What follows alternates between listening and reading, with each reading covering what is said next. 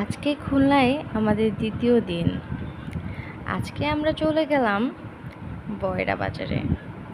বয়রা বাজারে এই কাঁঠালের দোকানে আমরা কাঁঠাল কেনার জন্য দাঁড়িয়েছি।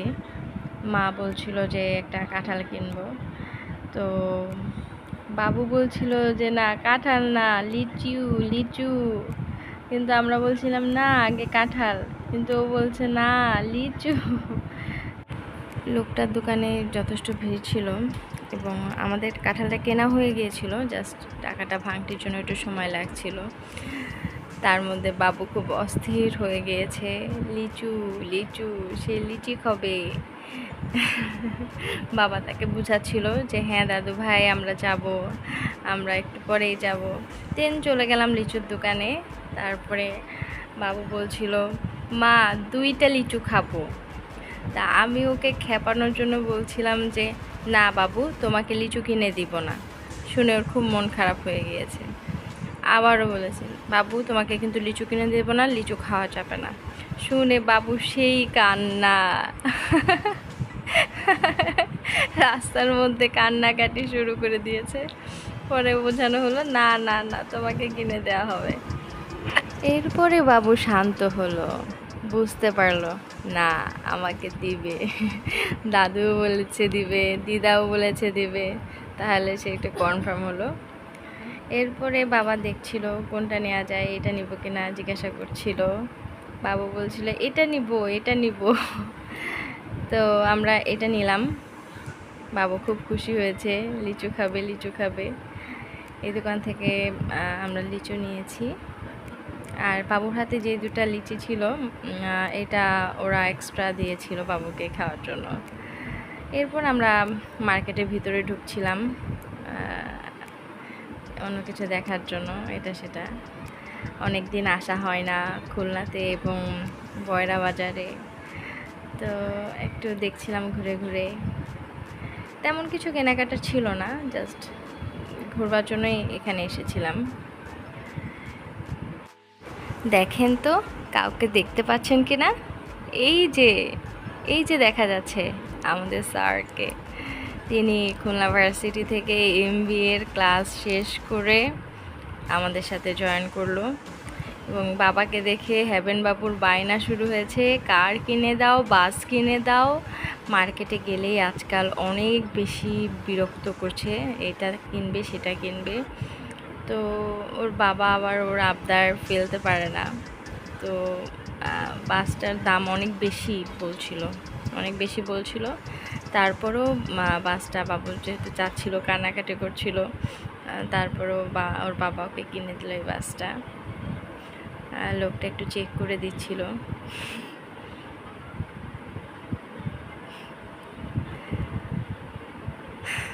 বাচ্চাদের খেলার যে এত বেশি দাম, মানে বলার বাইরে, অনেক দাম। বাবু তো অপেক্ষা করতে পারছে না কখন বাসটা হাতে নেবে। দেন পেয়ে তো খুব খুশি। এরপর বাসায় ফিরে মা কাঁঠাল যখন ভাঙলো, কাঁঠালের চামড়া দেখে বলছে আহ জয়া, কি যে সুন্দর কাঁঠাল কেনা হয়েছে, এত পাতলা চামড়া। তারপর কাঁঠাল ভেঙে দেখা যায় যে কোয়াগুলো অনেক বেশি ছোট ছোট ছিল, কিন্তু মানে আসলে কাঁঠালটা খারাপ ছিল না, মোটামুটি মিষ্টি ছিল, আবার অত বেশি ভালোও ছিল না, মোটামুটি। আমি আসলে নরম কাঁঠাল পছন্দ করি না, খাজাটাই পছন্দ করি, তাই খাজা দেখে কেনার জন্যই আর এরকম একটা কাঁঠাল কেনা হয়েছে। কিন্তু এতটা ছোট ছোট কোয়া হবে বুঝতে পারি নাই। যাই হোক, যেটা পেয়েছি, প্রথমবার এবছরে কাঁঠাল খাওয়া হলো বাবার বাড়িতে গিয়ে। আমি আমার স্যারকে ডাকলাম, আসো কাঁঠাল খেয়ে যাও, আসছিল না। আমি তার কাছে চলে গেলাম যে নাও কাঁঠালটা খাও। তো বাবুর সাথে একটু কথা বলছিল, কথা বলার মাঝখানে কাঁঠাল দিচ্ছিলাম দেখে নিতে চাচ্ছিল না, তারপরে নিল।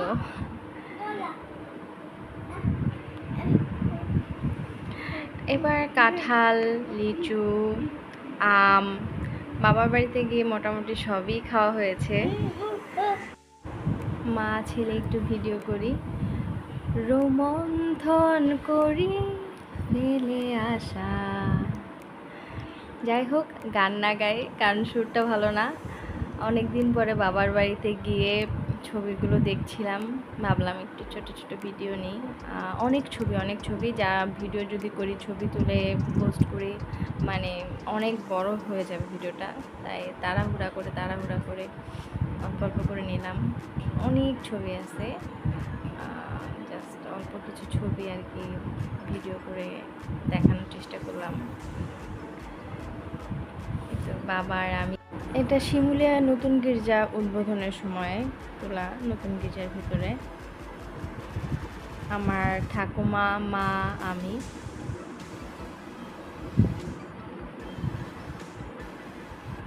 এটা আমার মা, এটা বাবা, মা, আমি কক্সবাজারে।